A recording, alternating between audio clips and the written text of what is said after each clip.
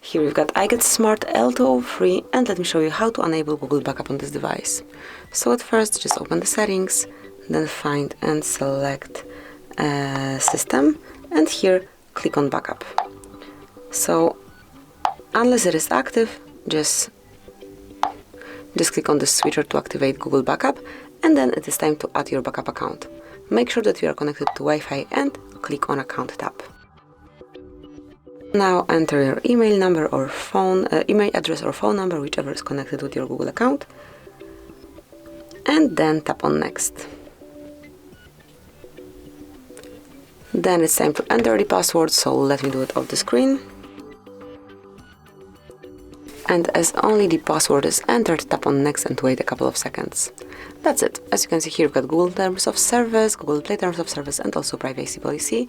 And if you do agree with all the terms and conditions, just tap on I agree.